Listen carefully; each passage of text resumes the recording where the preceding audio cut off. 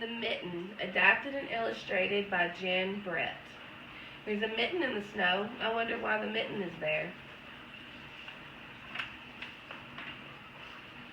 Once there was a boy named Nicky who wanted his new mittens made from a wool as white as snow.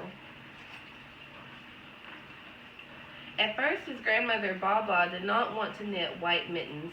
If you drop one in the snow, she warned, you'll never find it. But Nicky wanted snow-white mittens, and finally Baba made them.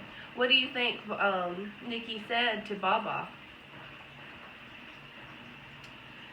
After she finished, she said, when you come home, first I will look to see if you were safe and sound, but then I will look to see if you still have your snow-white mittens. So off Nicky went, and it wasn't long until one of his new mittens dropped in the snow and was left behind. A mole, tired from tunneling along, discovered the mitten and burrowed inside. It was cozy and warm and just the right size, so he decided to stay.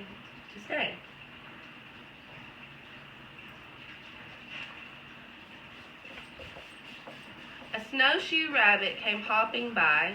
He stopped for a moment to admire his winter coat. It was then that he saw the mitten, and he wiggled in feet first. The mole didn't think there was room for both of them, but when he saw the rabbit's big kickers, he moved over.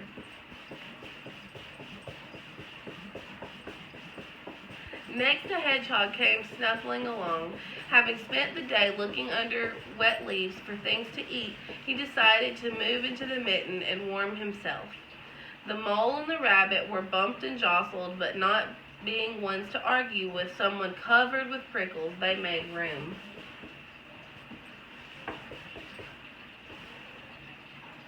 As soon as the hedgehog disappeared into the mitten, a big owl, attracted by the commotion, swooped down.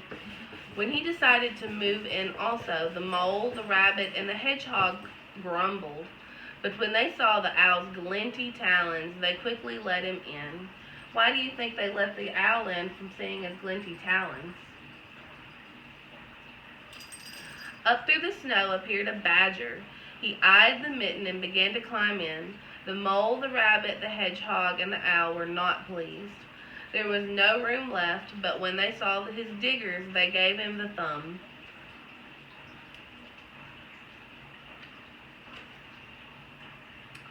It started snowing, but the animals were snug in the mitten. A waft of warm steam rose in the air, and a fox trotting by stopped to investigate. Just the sight of the cozy mitten made him feel drowsy. The fox poked his muzzle in. When the mole, the rabbit, the hedgehog, the owl, and the badger saw his shiny teeth, they gave the fox lots of room.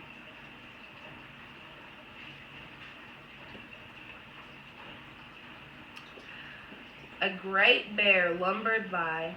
He spied the mitten all plumped up. Not being one to be left out in the cold, he began to nose his way in.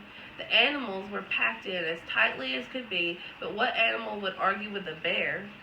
The mitten swelled and stretched. It was pulled and bulged to many times its size, but Baba's good knitting held fast.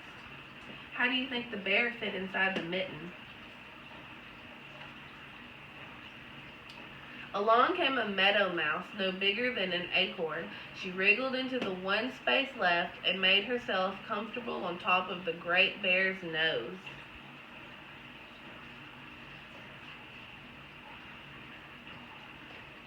The bear, tickled by the mouse's whiskers, gave an enormous sneeze.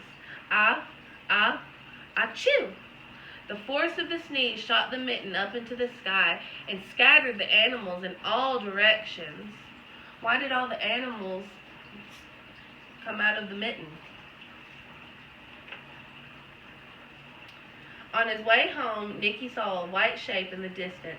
It was the lost mitten silhouetted against the blue sky.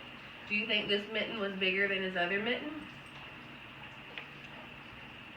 As he ran to catch his snow-white mitten, he saw Baba's face in the window.